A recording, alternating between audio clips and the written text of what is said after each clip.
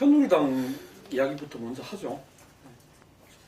새누리당은 일단 김무성 대표가 9월달 말부터 시작해서 5개월 동안 그렇게 본인의 정치 생명 뭐 선까지 건다고 하던 상향식 경선이 불과 한 20일 만에 3월달 접어들면서 다 무너지면서 결국 경선이 한 뭐 55, 60%, 그 다음에 뭐 이 전략공천이 한 6대4 정도로 이렇게 마무리되어 가는데요. 결국 이렇게 된 부분은 이 과정에서 이완구 위원장이 최고위원회를 장악해서 이 전략공천을 밀어붙였고, 그 부분에 저항하기 위해서 이제 살생부가 등장하고 여론조사 유출이 등장하고 결국은 이 녹취까지 등장했다가 물밑으로 친박계와 김무성계 간에 합의가 되면서 그 결과가 지금 나타나고 있는 공천의 모양이다 이래 봅니다. 근데 상향식 경선을 한 데는 곳곳에서 이 안심번호 국민 경선이라는 부분에서 여론조사의 그 모집단, 샘플 문제 등이 등장하고 있고, 한 사람이 2번을 받는다든지 살지 않는 사람이 대거 포함되어 있다든지, 실질적으로 국민 100%를 했는데 당원들이 대부분 전화를 받는다든지, 그래서 이 국민 경선 상향식이 사기다 하는 부분이 실제 많이 드러나고 있습니다. 그리고 지금 유승민 공천에 지나치게 집착하고 있는데 그냥 대통령이나 여당의 입장에 너무나 현저히 방해가 되고 있다. 이렇게 넣겠다 하면 처음에 당의 이 정체성이나 국정 운영에 방해가 되기 때문에 그냥 이재호처럼 제일 처음에 공천 발표해서 날려버리면 된 일을 유승민 하나를 가지고 저렇게 끌고 오고 있는 부분은 솔직히 새누리당의 선거 전략상 큰 실수라고 보는데요. 저걸 갖다가 공천을 하지 않고 마지막 순간까지 내어몰고, 그래서 유승민이 나가고 나면 공천하겠다는 것은 공당다운 태도가 아니라고 저는 보고 있습니다. 결국 유승민에 대한 이 지나친 일종의 이 집착, 저는 일종의 패티시 현상이라고 봅니다. 처음에 친박 마케팅도 유승민을 빙자해서 하고 다녔고, 그게 이제 욕을 먹으니까 이제는 유승민을 날려야 된다는 부분을 가지고 저렇게 끌고 오는 부분은 한마디로 누군가에게 보여주기 식으로 저 유승민을 때리기를 갖다가 해오는 부분에 대한 필요성 때문에, 그리고 그 대가로 유승민을 빙자해서 자기 사람들을 많이 심는 대구 경북에 이런 물갈이 용어로 쓰여지고 있는 거 아니냐.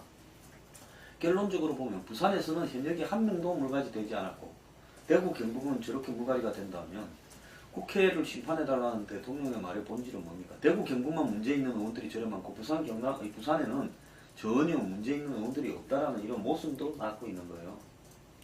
그래서 그런 측면에서 봤을 때 새누리당의 이 경선은 결국은 이 뒷골목에서나 놓은 온갖 수법이 다 동원되어서 친박 비박 간에 적절한, 비박이 아니죠, 김무성 간에 적절한 타협이 되었고, 김무성 대표는 자기가 이 핵심 전력만 보존하고 체면만 세우고 넘어가면 다시 선거가 끝난 뒤에 또 이 친김무성계화 할 수 있다고 볼 겁니다. 지난 2012년에도 친박이 압도적으로 많았음에도 불구하고 2년 만에 2014년에 자기가 대표가 됐잖아요. 그러니까 이번에도 대통령 임기는 점점 마지막으로 가고 있기 때문에 저렇게 생각을 하면서 이번에는 작전상 핵심 전력만 보존한 채 후퇴하자, 그러면서 이제 마지막까지 틀면서 자기 체면을 세우는 생태로 가고 있고, 대신 친이명박계나 친유승민계가 벼락을 대부분 맞았다 이렇게 봅니다. 어쨌거나 새누리당은 지금 야당의 분열이나 지금 내부 소동에 기인해가지고 이래든 저래든 이길 거라고 보고, 실제로 이길 수 있는 사람들을 공천에서 배제하는 역대 보기 어려운 공천 형태를 보였죠. 그리고 비례대표를 보면 결국은 그 비례대표의 이 형태도 겉으로는 골고루 이렇게 배치해놓은 것 같지만은 뒤로 보면 여권의 내부에 작동하는 어떤 메커니즘이 그대로 관철되고 있다 이래 봅니다. 이번 공천에서 여야 대부분의 정당들이 다 좀 극심한 진공, 혼돈 이런 거에 이제 갇혀버렸습니다만, 특히나 새누리당의 공천은 이제 막장 공천이라는 얘기가 나올 정도로 정말 공당으로서는 좀 최악의 공천의 모습을 보였던 거 아닌가 생각이 됩니다. 아까 황소영도 얘기했었지만은 처음부터 끝까지 새누리당의 공천은 유승민 죽이기 공천이다, 이렇게 얘기해도 지나치 않을 정도로 뭐 다른 거에 대한 관심을 다 이 유승민 죽이기 하나로 다 덮어버린 이런 거를 이제 자초했다 얘기를 할 수가 있을 것 같은데요. 글쎄, 이 공당으로서는 너무도 좀 이 꼼수식의 또 이제 음모식의 이제 공천 이런 거를 그냥 이제 적나라하게 국민들 앞에 이제 드러냈다고 생각이 이제 됩니다. 사실 뭐 유승민 의원에 대한 뭐 판단은 뭐 이미 뭐 판단은 다 내려놓고 사실상 결론은 다 공천 안 주겠다고 결론은 내려놓은 상태에서 공식적인 발표만 계속 이제 지연을 시킨 거. 결국은 이 그림을 이렇게 만들겠다. 그러니까 새누리당이 공천을 탈락을 시킨 적이 없다. 그리고 자기가 본인이 당의 정체성과 자기가 맞지 않는다고 판단을 하고서 자기 발로 나간 거 아니냐.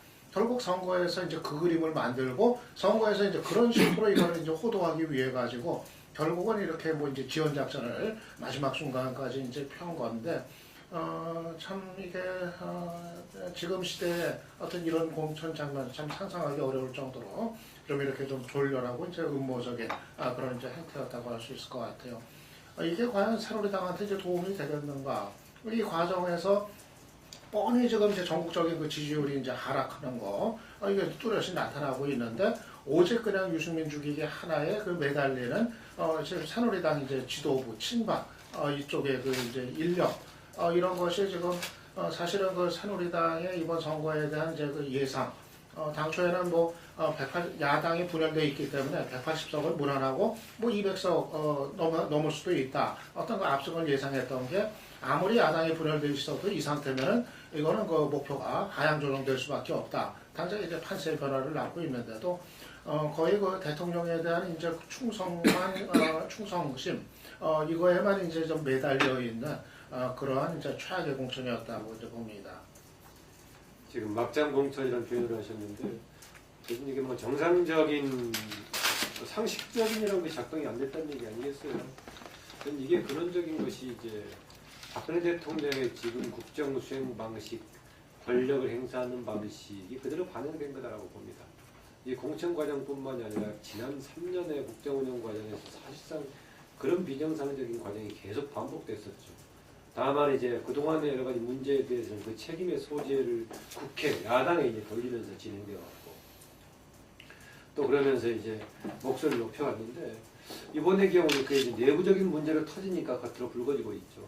사실 그 무리하게 했던 과정은 국제관계, 외교관계에서 그대로 터졌고, 그래서 전 여러 가지가 같이 작동이 됐었지만은 박근혜 대통령의 비정상적인 권력 행사 방식이 지금 이번에 공천 과정에서 이제 비정상적인 주문하다 보니까 그게 비정상적인 과정을 낳았다, 그렇게 보고 있습니다. 물론 여기에 대해서 저는 이제 당연히 박근혜 대통령 주문에 대해서 큰 정치로 봤을 때는 야당의 책임론 마찬가지로 제기했다시피 내부에서 김무성 대표의 책임을 제기할 수밖에 없는 거죠. 김무성 대표 정치 생명을 걸겠다고 했으니까 이번 공천 과정을 두고 상향식이 기본원칙으로 작동됐다고 누가 인정하겠습니까? 그러면 과연 책임을 질지 이건 모르겠어요. 책임을 지겠다고 했으니까 누구처럼 또 웃고 지나갈지 모르겠어요. 이 점에서 저는 김무성 대표의 상당히 정치인으로서에 대한 조금 그 책임을 묻지 않을 수 없다. 그거 살린다고 해봐야 본인의 생존 전략으로 지금까지 해왔던 거 아니냐라는 생각을 합니다. 혹시는 총선 끝나고 나면은 김무성 대표가 새로운 뭔가 리더십을 정비하면서 본인 중심으로 갈지 모른다, 뭐 이런 얘기를 합니다. 전체적으로 몰락했지만은 그래도 비박계가 지금 한 230~40명 중에서 100여 명은 되지 않느냐, 박근혜 대통령도 후반기 레임덕 등을 얘기하고 있는데, 그러나 저는 꼭 그렇게만 볼 수 없다라고 봅니다. 그동안에 김무성 대표가 워낙 리더로서의 점수를 까먹었고, 또 7.14 2년 전 7.14 전대를 통해 됐기 때문에 이번 총선 끝나고 나면 또 당 지도부 새로 구성한단 말이죠. 그럼 본인이 공식적인 자리에 없을 때 어떤 정치적인 영향력을 발휘할 것인가 라는 점을 보자면은 그렇게 이후의 전망도 그 역할이 좀 박지 않다라는 봅니다. 또 하나 내걸었던 물과의 실상 관련해 가지고는 대구의 경우에 상당수가 교체가 됐다는 것인데, 대구는 100% 윤리적인 속간액에 따라서 된 거 아니겠습니까? 우리 단수공천으로 빼버렸던가 아니면 경선에서 유리하게 됐던 곽상도의 경우도 현역을 빼버리면 됐던 케이스고, 나머지 경선 지역들은 대구의 경우도 역시 밀려고 했던 사람들이 제대로 안 됐죠. 수도권에서는 오히려 주목받으면서 안 됐고, 다른 지역에서는 대체로 대구 경북이 아닌 인위적으로 뭔가 교체했던 지역이 아닌 친박을 심지 않았던 지역에서는 여론 분위기로 봤을 때는 오히려 경쟁력이 있는 친박들이 밀리는 상황을 보자면은 박근혜 대통령 최근 공천 과정에서 본인의 문제점이 상당히 노정됐다라고 볼 수 있겠습니다. 적나라하게 따지자면은 자력으로 친박임에도 불구하고 진박임에도 불구하고 됐던 사람은 연수 우리 민경욱이 정도 하나가 아니겠는가 저는 그렇게 봅니다. 나머지들의 경우에는 독특한 케이스고 뭐 세종시의 박종준인가요? 그 사람도 뭐 그거는 이제 친박 논란으로서 해석할 수 없는 다른 얘기가 있기 때문에 그렇게 본다라고 보면 전반적으로 지금 새누리당의 진로 관련해서는 아주 지금 안 좋은 공천이었다. 물론 종합적인 성적은 이제 다른 정당 이제 후보 그리고 선제적인 경쟁 속에서 봐야겠지만 그 공천 과정 자체만 놓고 보자면 최악의 상황이었다. 상징적으로 보여주는 것이 오늘 하면 결론이 어느 쪽이든 나겠지만 유승민 우회를 둘러싼 문제 아니었겠어요. 누구나 다 지적하는 바지만 어느 쪽이든 간에 진짜 결정하는 게 괜히 말이 없죠. 이렇게 비상식적으로 이끌어오고 있는데 이 공천만 비상식적인 것이 아니라 다시 앞에 했던 얘기를 돌아가자면 그동안에 사실은 박근혜 대통령의 국정운영 방식, 권력 행사 방식이 그런 비상식적인 것이 계속 진행되었었고 이것은 이제 구체적인 공천 문제가 터지니까 불거졌다라고 보겠습니다. 저는 볼 때 이 김무성 대표가 국민에게 공천을 돌려주겠다. 그래서 이 국민 경선제 그 상식 공천을 할 때 그걸 당헌 당규에 그걸 하는 과정에서 사실 친박이 큰 저항을 안 했어요. 그때 좀 이상하다. 저희 당헌 당규에 저렇게 되면은 그 이후에 아마 자기들이 이 임기 후반 또 다음 정권 이 재창출 뭐 전당대회 시작해서 이런 부분에서 상당히 밀릴 건데 이런 생각을 했었는데 이 아니나 다를까 그 당헌 당규에 있는 부분들을 이 뭐 형식적으로나마 이렇게 존중하는 뭐 그걸 넘어서서 뭐 포장도 안 하고 그냥 막 밀어 붙였죠. 그래서 이 최고위원회에서 친박 숫자가 높다 보니까 이 공천관리위원장을 갖다가 이 양구 친박으로 하고 그 공천관리위원 외부 위원들을 갖다가 이 친박으로 이렇게 깔면서 공천관리위원회를 이렇게 이 장악하고 그 속에서 그거를 실현해 내겠다라는 이 방침을 가진 게 그대로 이제 드러나고 결과적으로 그래 됐는데 결국 이제 임기 이 3년 차가 지금 지나고 있는데 현직 대통령이 이전 같으면은 어떤 면에서는 좀 우리나라 정치에서는 자연스러운 일이죠. 현직 대통령이 임기 중반에 후반이 아니라 중반에 공천권을 행사하는 것은 뭐 자연스러운 현상이었다. 다들 그걸 갖다가 인정하고 18대 같은 경우에서도 그 속에서 서로 뭐 학살되는 친박이 학살되는 가운데서 나름대로 이렇게 서로 간에 그게 협의를 하고 했던 건데 우리는 이렇게 정치가 상당히 발전했는 줄 알았더만은 그게 아니었다라는 걸 국민들한테 적나라하게 좀 이렇게 민낯으로 보여준 거 아니냐. 그래서 이번 새누리당의 공천은 한마디로 말하면 박근혜 공천이었다 라고 이야기할 수 있을 것 같고, 그런데 거기에 대한 역풍이 또 그대로 드러났다. 아까 다들 말씀하셨지만 실제 이른바 진박이라는 부분들이 경선을 붙은 데는 TK든 강남권이든 다 졌다 그이다. 예. 이런 부분들이 역시 왜냐하면은 경선은 안심번호로 새누리당 경선을 했는데 그 경선은 자기 당 지지자와 부당파만 한 거거든요. 그러니까 뭐 야당 지지자들이 개입한 게 아니었다는 거죠. 그걸 통해서 보면은 상당히 역시 민심의 흐름은 어쩔 수 없다 이런 생각이 듭니다. 그래서 이번 선거를 결정할 수도권에서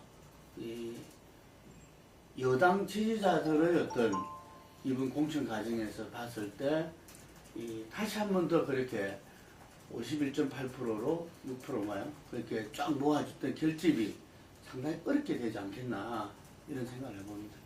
예, 이 문제와 관련해 가지고 그 지금 공천 결과로 특히 이제 비박계나 이쪽에서 유승민계나 이런 쪽에서 그 배제된 사람들이 무소속 출마 움직임이 상당히 있습니다. 뭐 이제 근데 그것이 수도권이나 그 대구 같은 데서 가시화돼 가지고 이번 선거의 결과에도 영향을 미칠지, 그게 또 전체 판세에 어떻게 영향을 미칠지 그 부분을 좀 한번 짚어주시죠.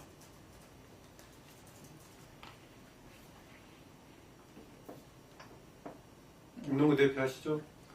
그 수도권의 무소속은 참 이 당선되기 어려운 거죠. 그 기본적으로 뭐 여당이 한 30% 가지고 있으면은 야당이 한 20% 가지고 있고 뭐 그리고 한 30% 정도 투표를 안 한다고 치면은 남은 게 많아야 다 끌고 모아야 20%거든요. 예. 그래서 상당히 그 수도권에서 무소속이 된 케이스는 지금까지 선거 역사에서 몇 분 안 됩니다. 예. 그런 가운데서 그 무소속으로 출마했다. 이게 그 당의 어떤 지지 기반 지역, TK나 그 호남에서 이렇게 나오신 분들하고는 전혀 다르다. 이게 이런 걸 갖다가 우리가 그동안 결과를 선거 역사를 보면은 그걸 알 수가 있는데, 그렇지만 그 바람이라는 것은 상당히 크다. 그래서 지금 보면은 이제 뭐 오늘 뭐 치킨 게임이라 하기도 하는데, 제가 볼 때는 그 결국에는 이승민이가 그냥 공천 못 받고 그냥 출마할 수도 없는 식으로 자유하게 되느냐, 아니면 본인은 먼저 움직여야 되는 거죠. 탈당하고 본인이 움직여 이번 선거에 나올 수 있는 거니까. 그랬을 때 이 새누리당에 오는 그 파괴 효과는 양쪽 다 엄청난 마이너스인 것 같아요. 이게 만약에 지금 제가 들리는 이야기로는, 만약에 유승민을 공천 안 하고 이런 식으로 한다면은 그 지금 지난번에 김무성 대표가 문제 제기한 그 7군데가 있잖아요. 그 중에서 몇 분은 이제 탈당해서 무소속 출마한다고 그랬었는데, 한 네 군데 정도가 있어요. 그 네 군데 도장 안 찍겠다는 거거든. 그럼 네 군데도 내가 그 공천이 없는 겁니다. 예, 공천이 없으면 거기도 선거 출마하려면 탈당해야 돼. 보인 사람도. 지금 유승민 지역에 이재명 그 후보가 지금 탈당해서 무소속할 준비를 다 해놨다는 거잖아요, 이게. 그래서 만약의 경우에 정말 주저앉히는 뭐 경우가 된다면, 그것도 정말 이 뭐냐 이게. 뭐 지금 이 보수진 조정동에서 다들 뭐 그렇게 지금 비판하고 있어요. 이게 공당의 모습이냐, 이게 뭐냐 이러고 있거든요. 그래서 이 부분에서 정말 얇은 보수층은 제가 생각할 때는 이렇게 투표를 하지 않게 되지 않겠나 이런 생각이 들고, 그게 아니고 만약에 그 탈당을 해서 무소속으로 출마를 한다면은 이전에 어떤 18대 어떤 친박연대나 무소속 친박연대만큼의 어떤 이 위력, 그때는 뭐 20석을 넘었으니까 그 정도는 안 되겠지만 상당한 영향을 갖다가 그 먼저 TK 지역에서는 그 있을 수가 있고, 그리고 지금 이제 수도권으로 보면은 아시다시피 이 야당이 지금 이제 분열되어 있잖아요. 이게 분열되어 있는데, 지금 이제 이 여당을 이기기 위해서는 지금 뭐 이 인천이다 뭐 지금 이 여러 군데에서 어떤 지금 후보 단일화 움직임들이 지금 벌어지고 있단 말입니다. 벌어지고 있는데, 만약에 여당에 있는 인물이 뭐 이재호 의원 같은 경우가 무소속 출마를 했다. 그러면은 야당에서 이기기 위해서는 이 후보 단일화 하지 않으면 안 된다, 이런 호소가 좀 약하지 않겠어요? 그러면은 뭐 이 다야 구도로 이렇게 돼버린다는 거죠. 그랬을 때 지금 이제 이 아웃 시킨, 컷오프 시킨 사람들이 상당히 경쟁력이 있는 사람들, 이게. 그래서 이 여당에서 컷오프 된 분들이 야권의 어떤 이렇게 분열과 함께 어우러지면서 당선될 가능성도 있다. 그러니까 그 사람들이 당선됐을 때는 정말 아마 박근혜 정부의 앞으로 국정 수행에 큰 부담이 될 수밖에 없을 것이다. 그래서 유승민 의원이 그분들과 함께 이렇게 어우러져서 누구는 이양우 의원이 그랬죠. 노선도 다르고 뭐도 다른 사람들이 짤박 연대할 건가 이런 이야기를 했던 것 같은데, 제가 보기에는 지금 컷오프 잘려서 나간 사람들이 보면은 어떤 면에서는 개혁 보수를 주창했던 사람들이거든요. 그래서 그 흐름이 하나로 모을 수 있다 이런 생각이 듭니다. 이제 수도권에서는 그냥 그동안에 약했다라고 하는데, 대신 그동안에 수도권의 무소속이 그렇게 이른바 비주민을 유력한 사람이 또 많이 나갔던 케이스도 또 많지가 않았었죠. 그 결과에 또 없는데, 이번에 탈락한 몇 사람들 현재 여론조사는 안 좋게 나오지만 선거 국면까지 가서는 그보다는 조금 나을 거라고 봐요. 워낙 비중이 있었기 때문에 현재는 아무래도 정당 중심으로 이제 계속 여론조사가 나오니까 그런 것인데, 일정하게 수도권에서도 성공하는 사람이 나올 가능성이 있다. 여권의 경우에는 지금 지적했던 김동구 대표가 지적했던 대구 경북 지역과 나머지 그쪽권에서 영남권에서 나왔을 지역은 이제 상당수가 될 가능성이 있죠. 제가 보기에 원래 현역에다가 경쟁력 있는 사람들이 있었기 때문에 조희진 의원 등을 포함한 그런 지역에다가, 더구나 최근 나오고 있는 부산에서 장재원 같은 경우에는 압도적으로 지금 선수 2배 이상 나올 정도 등등이 있어가지고 일정하게 나온 것이다. 그런데 그 사람들의 흐름이 대신 이제 어떻게 갈 것인가. 현재는 보니까 박근혜 대통령이 이렇게 주도하는 친박의 문제에 대한 지적을 하지 않고 그냥 추상적으로 당의 공천에 대한 문제만 지적하고 있는데, 선거 끝나고 나면 이제 박근혜 대통령에 대한 문제 지적하는 걸로 갈 것인가, 당선됐을 때 그냥 새누리당으로 복귀할 것인가, 이건 조금 이제 변수가 이제 될 걸로 봅니다. 그런데 대신 이제 야권 무소속의 경우에는 수도권에서는 이제 저는 무소속으로 가기는 어려웠을 거다라고 봅니다. 그건 대표적인 케이스가 전병헌이 대식 이제 불출마하면서 남는 거라고 보는데요. 저는 만약에 무소속으로 출마한다고 했을 경우 야권들의 경우에는, 특히 더민주에서 공천 못 받았던 사람들은 국민의당으로 가는 게 현실적인 전략으로 이제 맞았을 거다라고 보고 있습니다. 국민의당도 가기도 그렇고 전병헌의 경우에는 그래서 아마 이제 당에 남기로 하면서 불출마 선언할 것 같은데, 왜 그러냐면 상식적으로 이제 야권의 잠적인 지지군으로 봤을 때 더민주와 무소속으로만 경쟁한다 모르겠지만 국민의당과 경쟁해야 되는 상황에서는 오히려 국민의당과 무소속으로 같이 껴안는 전략이 유력하기 때문에, 그랬을 때는 국민의당으로 갈 소지가 많았다 했는데, 이제 그렇게 안 할 경우에는 불출마하는 거겠죠. 그래서 야권의 수도권의 무소속은 별로 이제 의미 있는 경쟁 세력으로서 등장할 가능성은 없다라고 보고 있습니다. 새누리당 공천 파동의 이제 부정적인 영향은 이미 새누리당 경선 과정에서 드러났다, 그렇게 이제 봅니다.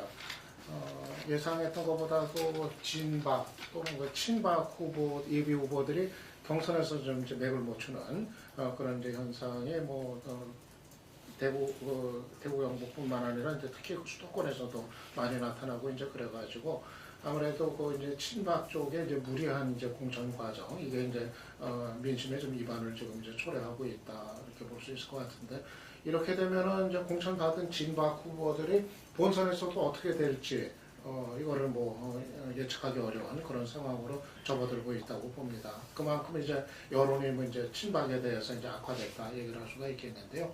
그래서 전체적으로 이번 그 총선 결과가 과연 박근혜 대통령이나 이제 그 친박 쪽이 의도했던 대로 그런 이제 성과를 거둘 수 있을 것인지, 그것이 결국 이제 여론에 의해서 아마 그러한 이제 구상이, 그러니까 친박이 완전히 그 여권의 이제 권력을 다시 이제 확고하게 장악하는 이런 어떤 그 성과가 과연 가능할 것인지, 아마도 지금 흐름대로 간다고 했을 때는 상당히 좀 여의치 않을 가능성이 좀 크다, 이렇게 이제 봅니다. 이게 단지 총선 문제뿐만 아니라 결국 2017년 대선까지 이게 두고두고 이제 문제가 될 수 있는 부분이 아니겠는가 생각이 이제 드는 게, 결국 지금 이제 집권 여당이 이런 모습을 가지고서 총선은 물론이지만 과연 대선까지 갈 수가 있겠느냐 정상적으로 아마도 그 이제 그 민심의 상당한 이반을 이런 방식의 어떤 그 정치는 민심의 이반을 이제 초래할 수밖에 없다. 그래가지고 아마 그 청와대나 친박이 희망했던 것과는 좀 달리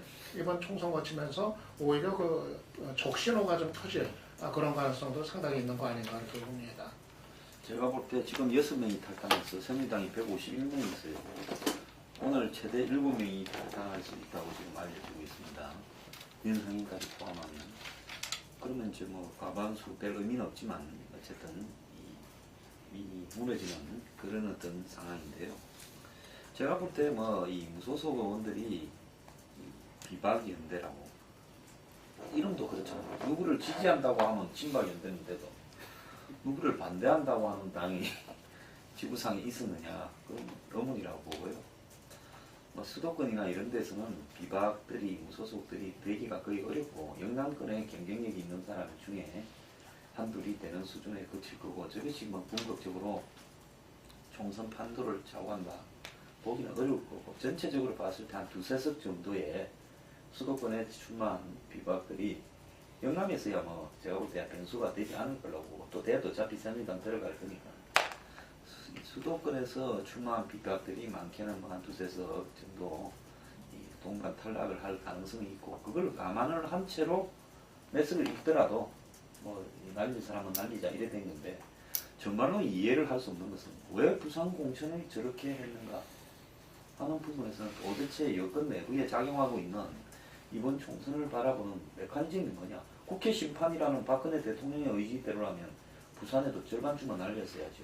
호남의 민주당 의원이나 야당 의원들이 좀 수준이 떨어지듯이 마찬가지로 부산에도 그런 현상이 나타나고 있다라고 해서 시장 선거를 하면 거의 지금 앞에 있었던 2번의 시장 선거에서 야권이 45에서 한 49%까지 왔다 갔다 하고 있어요. 민주당 간판으로. 이런 현실인데 저 지역에 저렇게 또 그대로 100% 살려놓는 공천을 했다라는 부분으로는 봤을 때는 정말로 설명할 방법이 없다. 이렇게 보입니다. 어쨌든 그럼에도 불구하고 야당이 지금 워낙 죽을 쓰고 있으니까 새누리당의 핵심이나 청와대는 이번에 어떤 논란이 있더라도 결국은 일부 이 당선자에서 손실을 보더라도 자신의 뜻대로 관철시키는 것이 낫다라고 판단했고요. 그리고 이번 총선에서 적어도 뭐 160, 70석 사이는 무난하지 않겠냐라는 장담을 현재까지는 하고 있는 거고. 예. 뭐 여권 성향 무소속이 수도권이나 대구에서 나온다 하더라도 결과에는 크게 영향을 미치지 않을 거라는 분석도 있었고 실제로 어떤 선거 판세나 흐름에 상당한 영향을 줄 수 있다. 그리고 그게 이제 결과적으로 대통령에 대한 민심 이반을 나타내는 현상으로까지 표출될 수 있다. 이런 분석도 있었던 것 같습니다. 이번에는 더민주당 공천 문제로 넘어가겠습니다. 지금 초기에는 뭐 상징적인 친노라든가 이런 부분들을 정리를 하면서 큰 그거 없이 좀 반발은 내부적으로 있었습니다만 오다가 비례대표 이제 그 명단 발표하면서부터 완전히 충돌이 되고 지금 결과적으로는 대표가 지금 당무 거부를 했다가 오늘 최종적으로 2시에 거취를 표명한다고 그러는데 그게 지금 어떤 이야기가 나올지 지금 주목이 되는 그런 상황입니다. 좀 더민주당 공천에 대해서 좀 말씀 주시죠.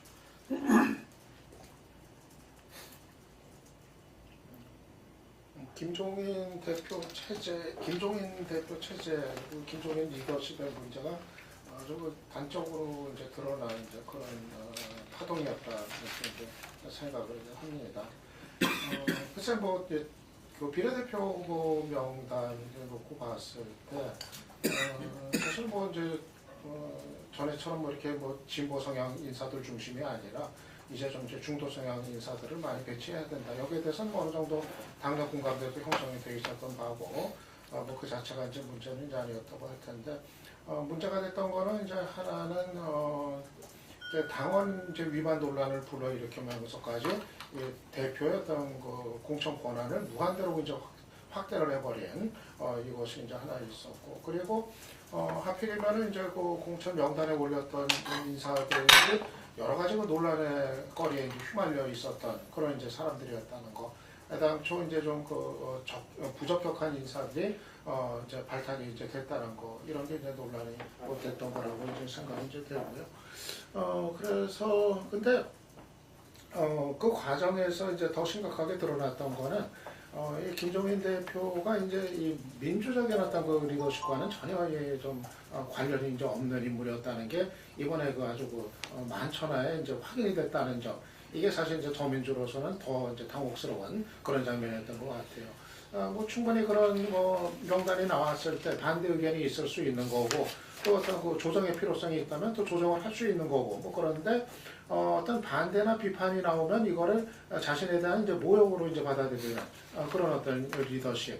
이것이 사실은 더군다나 여당도 아니고 야당에서는 좀처럼 받아들여지기가 어려웠었던 그런 문제였던 거로 이제 판단이 이제 되고, 그래서 과연 그런 어떤 권위주의적인 김종인 대표인지 리더십이 뭐 단지 뭐 이번 총선뿐 아니라 뭐 그 이후를 봤을 때 과연 야당에서 이 자리를 할 수 있겠는가, 이런 근본적인 의문이 이제 제기됐다고 이제 생각이 됩니다.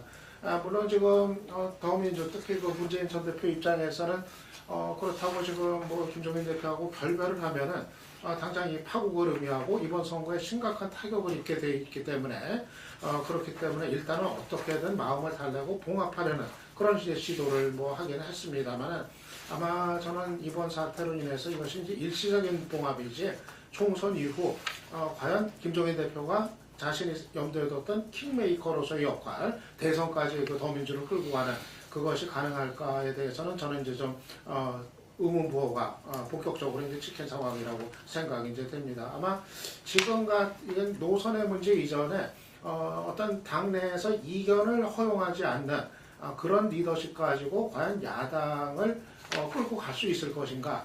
저는 근본적으로 좀 이제 결국 김종인이 그 당 관리자로서의 대안으로서 자리 잡기는 좀 어려워진 거 아닌가? 좀 그렇게 판단을 합니다.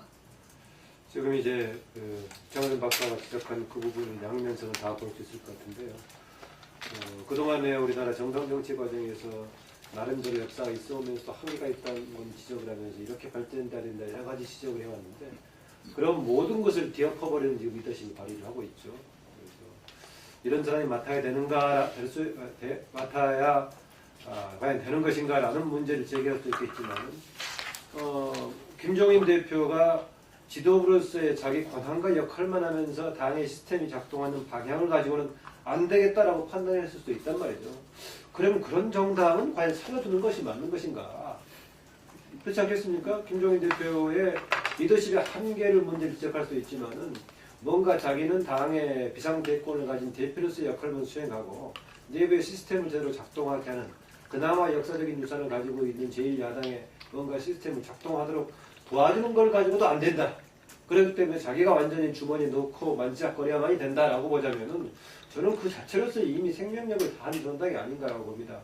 그걸 상징적으로 보여주는 것들이 최근에 계속 일어나고 있는데요. 저는 그 점에서 김종인 대표에 대해서 정말 그 바로 비례공천 발표되자마자 집중적으로 공격했던 사람들이 하루도 못 가서 다시 김종인 대표 체제가 살아나가야 된다 이런 얘기를 하다가 또 그 공격을 하니까 종편 프레임이다라고 그런 얘기 언제 한 적이 있었냐라고 나 조국이라든가 등등 나오는 걸 보고 상당히 짝이 없던데, 그런 걸 보면서 지금 이렇게 만드는 그런 환경, 저는 근본적으로 문제가 있다고 봅니다. 그래서 이건 볼 때 둘 중에 하나를 같이 봐야 된다.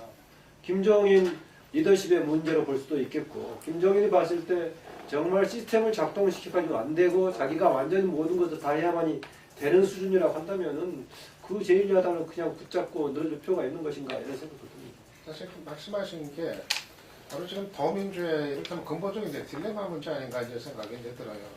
사실 이제 리더십 면에서는 이 김종인 리더십 가지고 도저히 안 되겠다. 지금 이제 그 야권의 어떤 구성원들은 대체로 그런 판단들을 이번 과정 보면서 이제 하게 됐을 텐데, 어떻게 저런 리더십으로 야당이 이제 앞으로 갈 수가 있겠는가, 근본적인 의문을 갖게 된 건데, 그러면 이제 또 그렇다고 해서 말씀하신 대로 이제 김종인이 빠진 또 더민주는 이제 어떻게 될 건가 하는 바로 이제 그 문제에 대한 또 답이 여전히 또 안 보인다는 게 될 텐데요. 우리가 이제 예상할 수 있는 거는 그러면은 이제 총선 지나 끝나고 나면은 이제 문재인 전 대표가 어떤 전면에 나서든 대표를 맡든 안 맡든 간에 어떤 식으로든 이제 복귀를 실제로 이제 복귀를 할 거고 이번에 그 총선 거치면은 아마 이 더민주가 문재인 대표가 이제 문재인 중심의 당 이런 건 더 이제 확고부동하게 될 걸 예상을 할 수가 있거든요. 더군다나 이제 그 김종인이 이제 빠지는 아니면 역할이 이제 그 축소가 되는 이런 이제 당이라고 이제 했을 때 그렇게 보면은 사실은 이제 근본적인 또 이제 한계가 부딪히는 문제일 것 같아요. 아마 이제 문재인 대표 이외에 다른 사람은 당 안에서든 밖에서든 누구도 2017년을 향해서 경쟁을 할 엄두를 내지 못하는 그런 이제 구조적인 한계는 분명히 이제 예상이 된단 말이에요. 그러니까 이 문제가 이제 더민주가 어떻게 풀 수 있을 것인지 김종인이 아니다는 얘기를 하나 할 수 있지만 그러면은 원래 필요로 했던 부분 문재인만 가지고는 안 되니까 다른 무엇이 필요하다, 다른 변화가 필요하다. 이 필요성의 부분에 대해서는 또 답을 그럼 못 찾고 원점으로 돌아가게 되는 이 딜레마는 참 이제 그 더민주가 갖게 되는 근본적인 문제 아닌가 생각이 듭니다. 더민주의 문제는 저는 이런 겁니다. 국민들이 지금 제1야당에 요구하는 기대 수준이나 했으면 하는 문제라고요. 실제 그 제1야당을 깔고 차지할 수 있는 그 주류들하고의 대비 결국 김종인을 불러왔다고 봐요. 국민들은 야당이 어떤 형태로든 인생, 경제라고 흔히 이제 이야기 들 수 있는 자신들의 삶의 수준이나 조건에 대해서 집중을 해줘서 그런 문제에 대해서 기존의 정권이나 여당에도 자극을 주고 총선 대선의 이슈가 그런 것이 되기를 바라는 겁니다. 자, 문재인 대표가 자기 이미지를 희석시키려면 다른 사람도 많았는데 왜 하필 지난번 대선 때 박근혜 정부의 일종의 간판 역할을 했던 인물을 데려왔을까요? 그건 경제민주화라는 이슈를 가지고 총선 대선까지 끌고 가면 굉장히 유리한데 지금 야권에는 그런 문제에서 합리적이거나 지속적으로 문제를 제기할 수 있는 그런 브랜드가 없다라는 데서 김종인을 하지 않았겠습니까? 김종인이 가졌던 뭐 국보이니 뭐니 다 알면서 그렇게 한 거 아닙니까? 그러면 결국은 친노라는 어떤 색채나 이런 부분들을 가지고 김종인의 강한 개성 이런 부분들이 친노를 감추고 앞으로 드러나면서 총선을 넘기고 총선만 승리하면 문재인이 대선 후보가 확정되고 그리고 총선 과정에서 비주류나 박원순이나 다 힘빼고 이러면 총선 이기면 문재인은 대선 후보로 사실상 확정되면서 적절하게 김종인을 앞에 세우고 또 당대표는 허수아비 하나 세우고 이렇게 가면 대선까지도 먹을 수 있다 이 계산에서 한 건데요. 솔직히 말하면 친노는 이 자기들 딴에는 머리를 엄청 굴리는데 너무 많이 굴려서 남들이 보면 이 속셈을 아주 쉽게 드러내는 거예요. 이번에도 한 3, 4일만 참으면 돼요.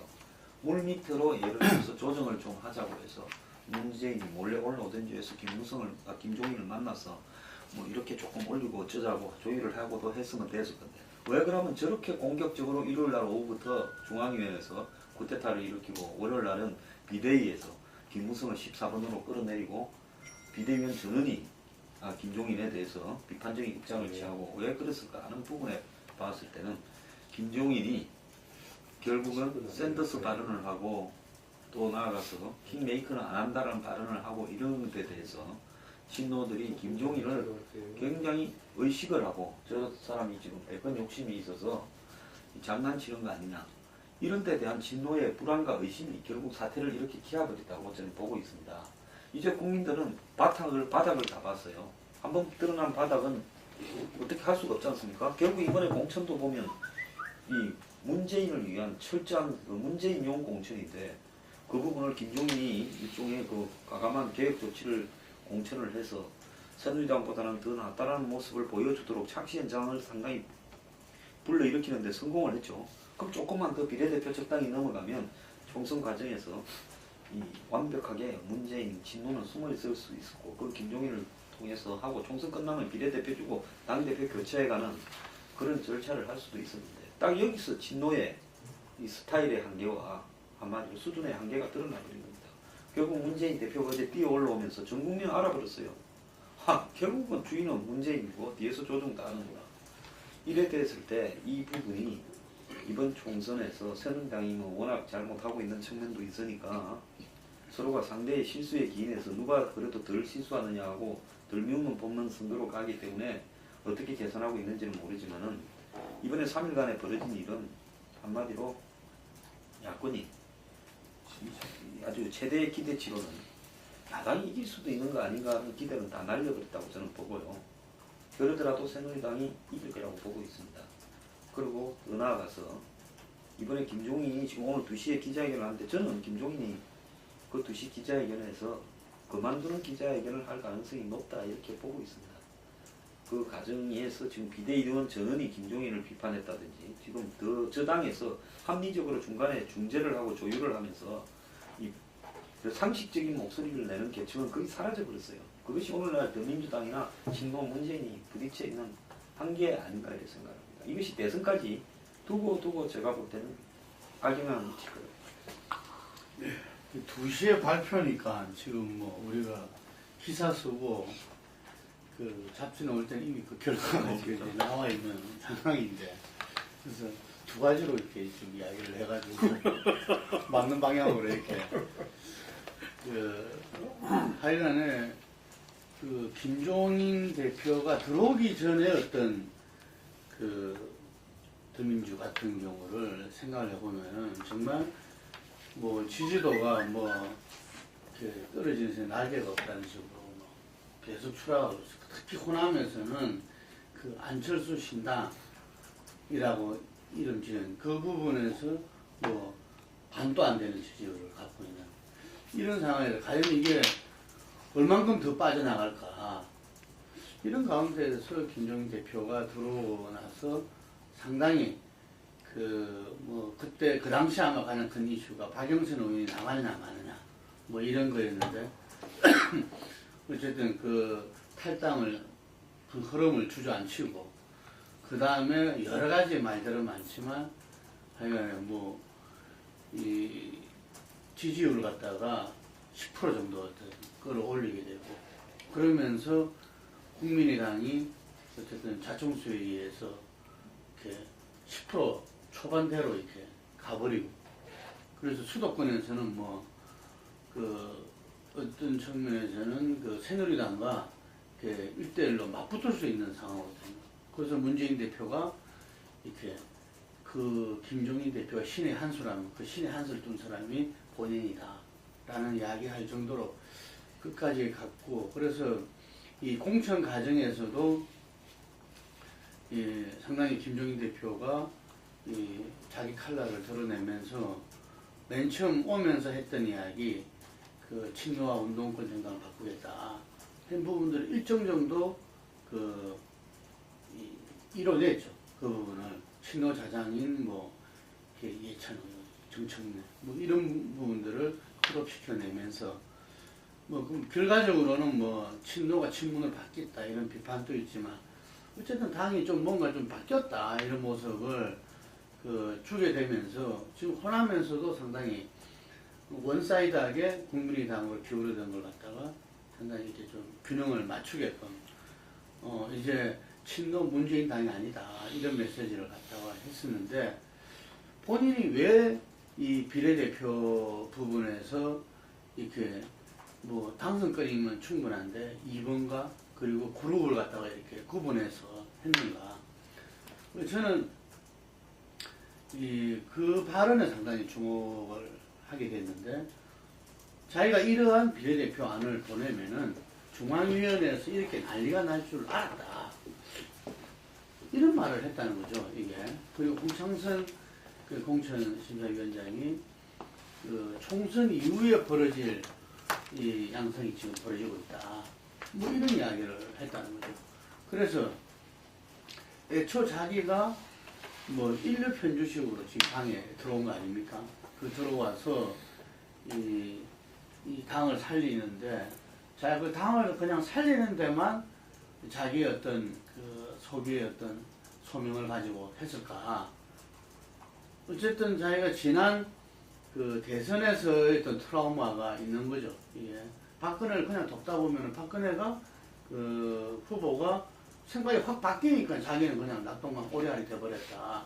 이런 부분들이 있기 때문에 뭐 그래서 킹메이킹 안 하겠다 이런 이야기도 하고 했는데, 그래서 여러 가지를 갖다가 이 생각을 했을 거다. 제가 볼 때는 굉장히 치밀하게 이렇게 그 이후의 과정을 갖다가 예측하고 좀 계획했던 거 아닌가. 그래서 이번에 문재인 대표가 극구상경하면서 그 만남에서 재작년 전당대 총선 이후의 문제에 대해서 서로 협의했지 않았겠나. 또 문재인 대표는 그 본인이 이야기하고 줄 수 있는 것은 다 이렇게 약속했지 않았겠나 이런 생각이 듭니다. 그런데 이 국민들이 바라볼 때는 그 과정 속에서 그 새누리당, 더민주가 어쨌든 덮으려고 했던 친노, 문재인 어떤 대주주 뭐 이런 부분들이 어떤 면에서 그대로 다 도로 드러났다. 그래서 1차적으로 호남 정부에서는 상당히 이게 악영향을 미칠 수밖에 없다. 자기가 사퇴하든 안 하든 간에 그런 생각이 들고. 근데 이 김종인 대표가 저는 뭐 개인적으로는 사퇴는 안 하지 않겠나 이렇게 싶어요. 이게 근데 4명이 어제 가서 비대위원이 사의를 표명한 거 보면은 아마 분위기가 그 사퇴 분위기가 있으니까 그걸 막으려고 이렇게 박영선 의원 등 비대위원 4명이 사의 표명을 한 것 같은데, 그 완전히 지금 낭떠러지 전략이죠. 지금 만약 김종인 대표가 사퇴 벌인다. 그럼 더민주가 이 총선을 이게 며칠 앞두고 지금 어떻게 그걸 수습할 수 있을 것이냐. 굉장히 그 낭떠러지 전략인 것 같은데, 하여간 뭐 제가 예측한데는 사퇴는 하지 않지 않겠느냐. 그러면서 더 좀 강한 메시지를 갖다가 던지는 방향으로 가지 않겠나 이런 생각이 드는데, 하여간에 마지막에 자기는 이 상황을 갖다가 어떤 면에서는 저는 연출했다고 봅니다. 그 연출해서 그 결과를 이렇게 한번 되짚지 않으면은 정말 총선 끝나고 나면은 자기는 또다시 토사 구팽되는 이런 부분들을 충분히 읽을 수 있었기 때문에 지금 이런 것을 이런 상황을 가져왔는데, 더민주로서는 결코 이것이 좋지 않는, 굉장히 총선에서는 악재로 지금 이제 만들어져 버렸다. 김종인 대표의 경우에는 토사구팽이라는 표현이 적합치가 않죠. 왜냐하면 본인은 자기 역할하고 빠지는 것이니까 뭐 태동보다 잡아먹는 건 아니니까 자기 와서 대표까지 누리고 간 거니까 사실 나는 그렇게 보는데, 저는 지금 생각하면요, 김종인 대표 여기 이쪽에 당의 비상대권을 가지게 되는 과정을 보면은 사실상 물타기 작전을 쳐서 절묘하게 왔습니다. 처음에 아마 김종인을 비대위원장을 한다라고 하면은 엄청난 반발 속에서 오기가 어려웠을지도 몰라요. 몰랐는데 처음에는 공동 선대위원장이 한 사람으로서 발표가 됐다가 그 다음에 단독 선대위원장으로 왔다가 이렇게 갔어요. 정말 그 당시에 바로 문재인 대표가 자기는 그만두고 나는 김종인한테 당을 맡기는 비대위원장을 영입한다 라고 했으면 성사되기 간단치가 않았을 거예요. 그러면 어쨌든 그런 절묘한 세탁 과정을 거쳐 이렇게 왔는데, 그런데 현재 아까 그 김종인 최근에 대표가 지도한 그 비례대표 공천을 둘러싼 논란 과정 보면은 결국은 아까 딜레마라고 유창선 박사 표현했지만은 그 딜레마에 대한 해법을 그동안 해왔던 방식대로 풀려가는 거 아닌가. 계속 급한 대로 현상 유지해가지고 뭔가 해보려고 하는 방식대로 가는 거 아닌가, 좀 그런 생각이 저는 계속 듭니다. 그 점에서는 저는 그동안 해왔던 것에 대한 문제 제기는 신당론자들이 저는 명확하게 제기한 것은 맞았었다. 계속 그동안에 야당이 가지고 있는 여러 가지 한계를 지적하면서 뭔가 새로운 당이 필요하다라고 했던 것은 맞는데, 또 그 과정 속에서 분열하는 폐변도 계속 지적하는 것이 반복되어 왔었죠. 그런데 이제 그 신당을 주도하겠다고 하는 사람들이 주체가 이제 역량이라든가 이런 것들이 좀 문제가 되고 있는 것이지, 저는 여전히 될 것이다. 아니면은 저는 기존의 체제가, 그전에 이제 당의 역량이가 끝나는 것이고, 김종인식의 정당으로서 과연 갈 것인가. 이제 오늘 발표에서 김종인 대표가 그만둘지 두고 봐야겠지만은, 만약 계속된다고 하면 이제 김종인 정당이 되는 것이고, 그 김종인 정당에 대해서 어떤 지지라든가 어떤 판단할 것인가, 다른 과제로 넘겨야지 계속 그동안 해왔던 방식에서 이해하거나 뭐 밀고 당기거나 하는 것이 적절한가 좀 그런 생각을 합니다. 저는 그 김정인 대표가 이번 일로 해가지고 이제 사퇴를 하기에는 본인의 생각이 이미 저만치 앞으로 지금 나가버렸던 이제 상태였다 이렇게 이제 생각을 합니다. 이미 뭐 자신의 역할을 이제 총선에 뭐 국한시키는 것이 아니라 2017년까지 내다보고 야당의 정권 교체를 할 수 있는데 자기가 뭐 주도적인 역할을 하겠다. 이 생각이 상당히 이제 강한 상태 지점까지 이미 이제 가버렸기 때문에 이번 일로 해가지고 뭐 사퇴까지 하지는 않을 것 같다 하는 그런 판단이 들고요. 아마 사퇴를 진짜로 하려고 했으면은 곧바로 입장 표명을 할 수도 있었을 텐데 이렇게 좀 뜸들이듯이 여러 가지 고민하는 모습을 보이는 시간을 가졌던 것은 좀 더민주 쪽이 이제 어떻게 하는지를 좀 이제 지켜보고 자신에 대해서 어떤 태도를 갖는지 이거를 좀 이제 확인하고 좀 명분을 좀 확보하기 위한 일종의 어떤 군기잡기 차원이 아니었나 그렇게 이제 생각을 합니다. 그런데 문재인 전 대표가 자신을 필요로 하고 있다는 걸 이번에 이제 확인을 했고 누구보다도 가장 급한 사람이 문재인이었다. 이 점을 이번에 아주 만천하에 다 지켜보는 가운데 이제 확인을 이제 했던 거고요. 적어도 이제 그런 이상에는 자신의 어떤 그 역할 이런 걸 좀 계속 내다보지 않겠는가 이제 생각을 이제 합니다. 그런데 그렇다 하더라도 이번 과정에서 김정인 대표도 상당한 이제 타격을 입고 상당한 상처를 입은 건 이제 분명하거든요. 특히 그 당 내에서도 그렇고 이 야권 지지층으로부터 거의 뭐 이제 비토 정서를 이제 촉발을 시켜가지고 과연 그 애당초 상정됐었던 역할 이것이 가능할지는 좀 불투명한 상황으로 좀 접어든 것 같아요. 그러니까 문재인 전 대표가 하지 못하는 어떤 그런 또 다른 그 역할을 김종인이 하면서 이것이 어떤 시너지 효과를 가져올 수 있는 그 그림, 그래서 정권 교체까지 갈 수 있는 그림, 이거는 이미 좀 이제 상당히 어긋나고 이 시너지 효과가 과연 가능한 것인지 좀 의문시되는 이런 상황으로 좀 들어간 거 아닌가 싶습니다.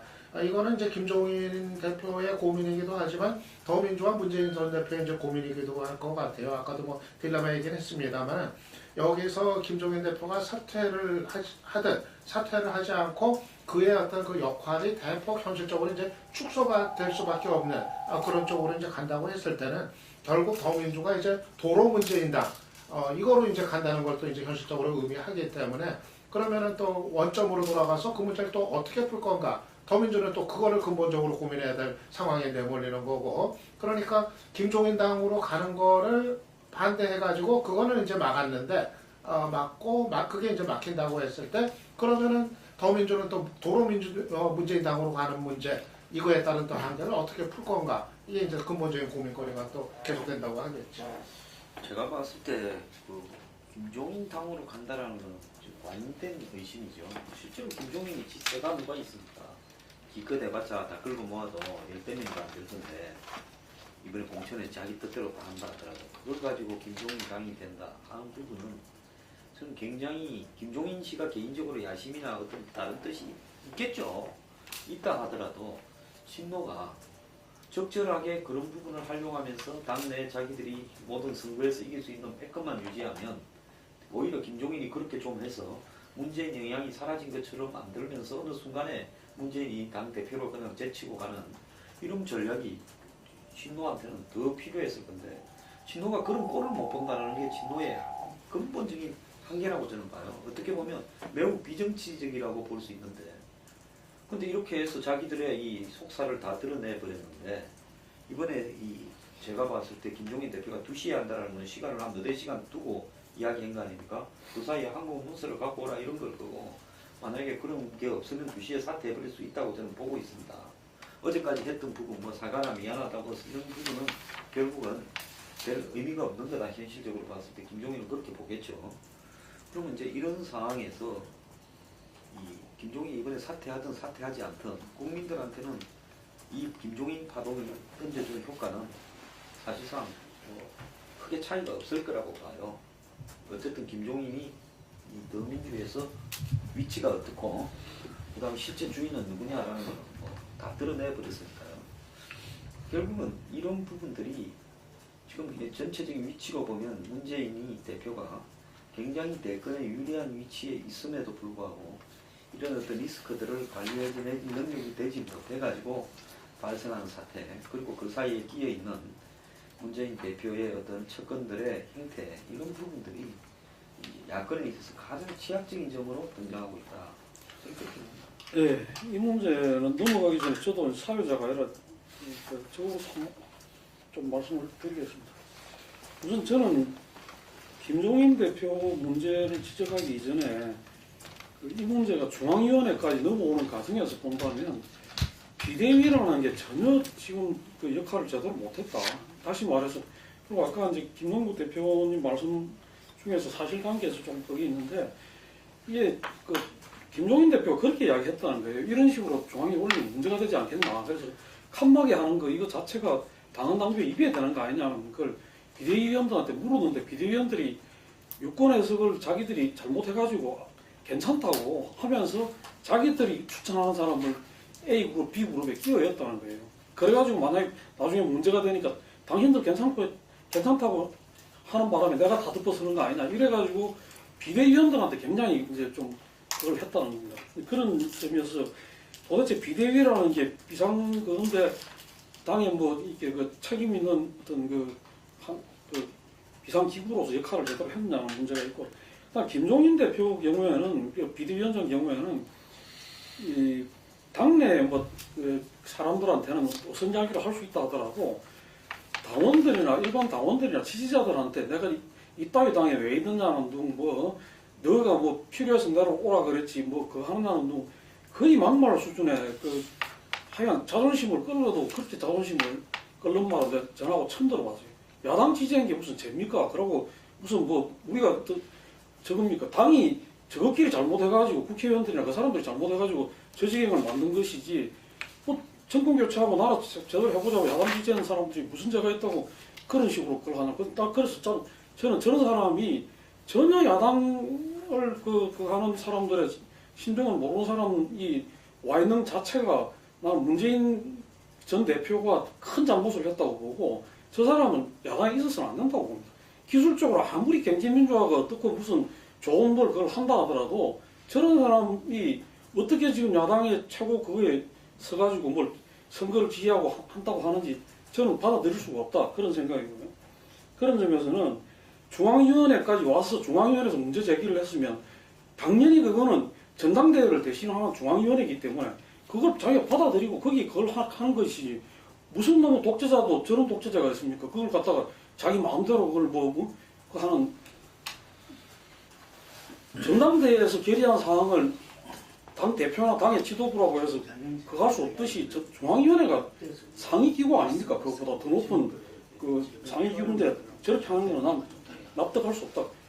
그만두겠다고 고가치고 하는 수법 자체도 대단히 지금 한마디로 말해서 당원들이나 지지자들한테 모욕적인 거고 용납돼서는 안 된다 그렇게 봅니다. 예, 저도 뭐 이제 아까 그 김종인식의 당에 대해서 이제 나는 꼭 김종인이 모든 것을 다 리모델링해서 자기 당을 만든다는 차원이 아니라 그것을 포함해서 김종인을 통해서 재구성된 정당을 가지고 기존의 야당의 역사 속에서 온당하다고 볼 수 있겠네요. 이제 그런 말도 같이 포함되어 있다는 말씀드리고 싶고, 똑같은 얘기를 제가 하고 싶었어요. 이게 그 정당을 향해서 이런 접대 받는 정당이 내가 있을 필요가 있느냐. 그리고 당 어쨌든 간에 내용 그 비대위 구성을 들어보니까 당을 영향 있게 대표하기는 과연 맞느냐, 비대위원들이 몇 명을 보니까 그러긴 하던데, 비대위원들이 조아리면서 잘못했습니다라고 얘기하고 집에 찾아가고 책임지고 사퇴하겠다라고 이렇게 운영하는 것이 숙권하겠다고 집권하겠다고 하는 제1야당의 당의 모습인가 보면은요, 저는 여러 면에서 이걸 붙잡고 늘어지는 것이 어쨌든 간에 그나마 제1야당을 가지고 있기 때문에 통해서 자리를 유지해 보려는 기존의 기득권 유지 행태하고 똑같다라는 점에서 제가 비판을 하고 있는 것입니다. 오히려 아까 제가 박근혜 대통령 관련 새누리당 얘기했을 때도 기존에 똑같은 패턴이 이번에 노정됐다 얘기하고 있는데, 저는 김종인이라는 사람이 들어와서 뭔가 리모델링을 해보려고 했었지만 그 과정에서 그 모습이 그대로 재현되고 있다 하는 것을 다시 지적을 하고 싶었습니다. 어쨌든 간에 이런 식의 아마 우리나라 정당사에서 보이지 않는 뒤에서는 훨씬 심한 게 있긴 했었지만 공개적으로 보이는 가운데 이런 그 당 대표라는 사람이 자기 주머니에 뭐 있는 것을 주물럭거리듯이 이렇게 얘기하면서 제1야당이라고 얘기할 수 있는 거라는 생각은 분명히 지적을 좀 해두고 싶습니다. 예, 시간 관계상 더불어민주당 이야기는 이 정도 하고